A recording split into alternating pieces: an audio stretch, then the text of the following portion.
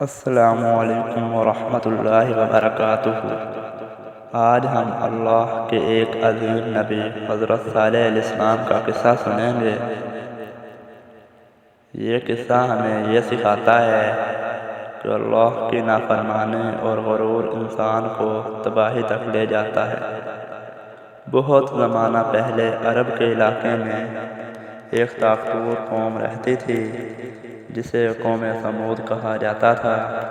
یہ لوگ بہت مالدار اور طاقتور تھے۔ وہ پہاڑوں کو تراش کر خوبصورت اور مضبوط گھر بناتے تھے، لیکن ان لوگوں نے اللہ کو بھلا دیا تھا اور بتوں کی عبادت کرنے لگ گئے تھے۔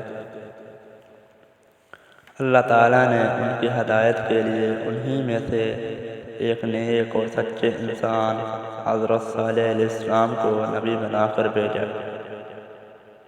حضرت صالح علیہ السلام اپنی قوم سے بار بار کہتے تھے، اے میری قوم، صرف اللہ کی عبادت کرو، اس کے سوا کوئی معبود نہیں ہے، وہی تمہارا خالق اور رازق ہے۔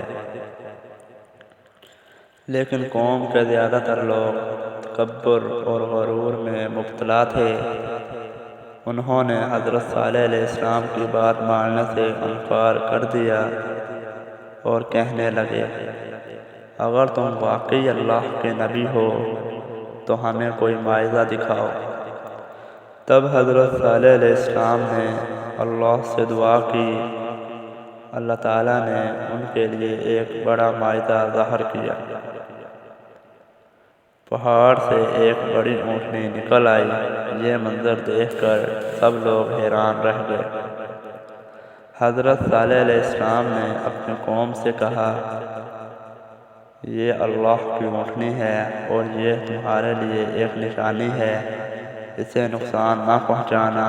یہ ایک دن پانی پیے گی اور دوسرے دن تمہارے جانور پانی پئیں گے۔ کچھ لوگ اس معجزے کو دیکھ کر ایمان لے آئے، لیکن بہت سے لوگ پھر بھی ضد اور غرور میں مبتلا رہے۔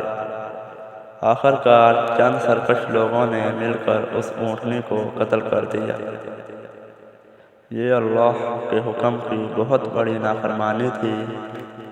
حضرت صالح علیہ السلام نے اپنی قوم سے کہا اور انہیں خبردار کیا اور فرمایا، اب تم صرف 3 دن تک اپنے گھروں میں رہ لو، اس کے بعد اللہ کا عذاب آئے گا۔ جب 3 دن گزر گئے تو اچانک ایک زبردست چیخ اور زلزلہ آیا۔